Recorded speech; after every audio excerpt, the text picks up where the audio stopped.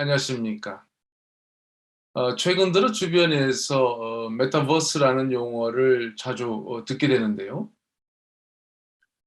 이 신조어의 의미에 대해 검색해 보면 가상세계라는 뜻을 비롯해서 가상공간, 거울세계, 증강현실, 라이프 로깅 등을 비롯해서 AI, 즉 인공지능이라거나 세컨드 라이프, 아바타, 이커머스, 가상화폐, NFT 등 최근에 만들어진 용어들이 함께 등장합니다.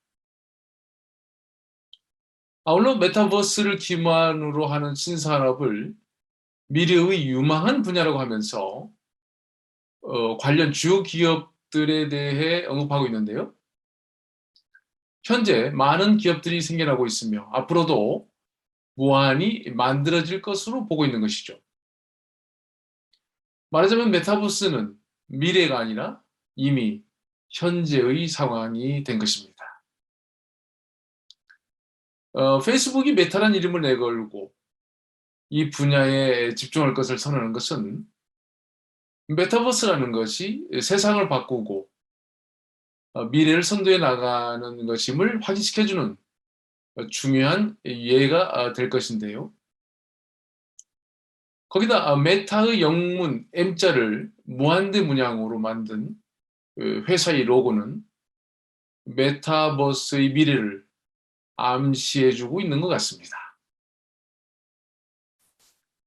문학 강의를 하면서 갑자기 과학기술과 미래 산업에 관련된 메타버스냐고 의아해하는 사람들이 꽤 많을 것 같은데요. 사실 인류는 상상하고 생각했던 것을 현실 속에 구현해 왔습니다.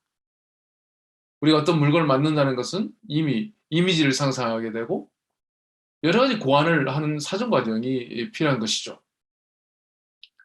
당연히 상상은 시간과 공간을 뛰어넘기 때문에 빠를 수밖에 없는 것이고 그것이 현실의 사물로 구현되는 것은 늦을 수밖에 없는 것이겠죠.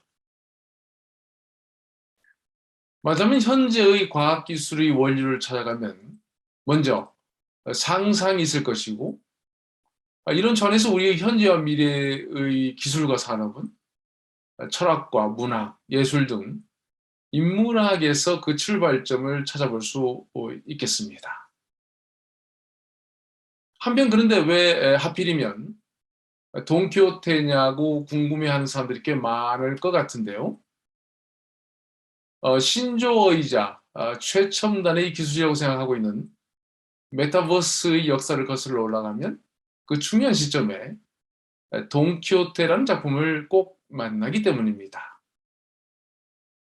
결국 메타버스라는 용어는 최근에 부각된 신조어지만 인간이 갖고 있는 근본적인 세계관 그 자체에 이미 메타버스의 근원이 자리 잡고 있다고 말할 수 있을 것 같습니다.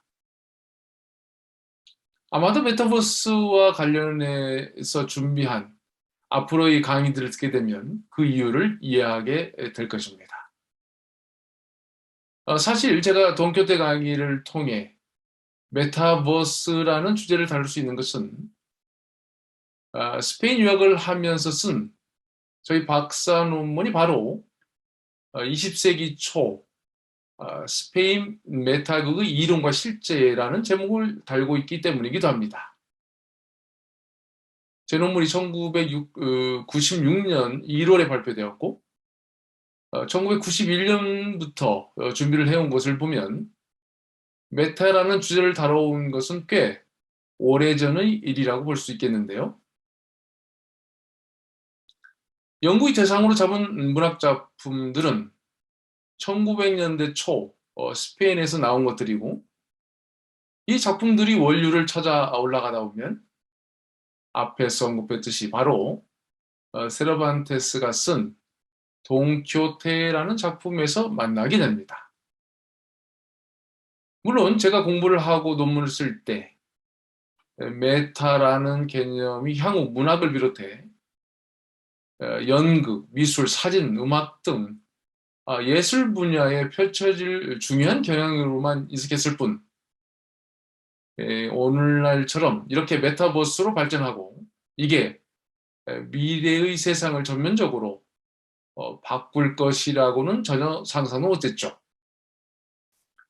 논문을 준비할 때 메타 픽션이나 메타극 등이 스페인보다 미국을 중심으로 주로 언급되고 연구되는 초기 상황이어서 관련 논문들을 찾으러 유학을 하던 스페인 마드리드를 떠나 그래도 최신 자료가 많았던 영국 런던의 중앙도서관을 찾았고 일주일 동안 꼬박 필요한 자료들을 복사해왔던 기억이 생생합니다.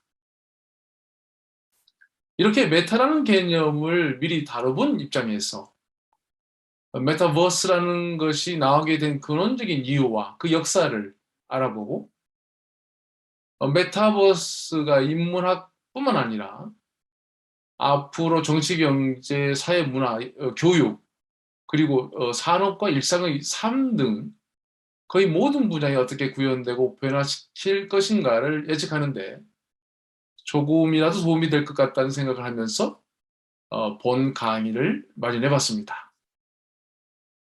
한편 이 변화의 과정에서 나올 긍정적인 면과 부정적인 면, 그리고 극복해 나가야 할 과제들을 짧게나마 미리 짚어볼 수 있는 계기를 마련해 줄 수 있다는 점에서 이 강의의 의미를 부여해 봅니다. 그럼 다음 시간부터는 메타버스의 개념과 역사, 그리고 주요 특징들을 짚어보면서 문학과 예술, 특히 돈키호테에서 예를 찾아가면서 메타버스 이야기를 풀어가도록 하겠습니다. 감사합니다.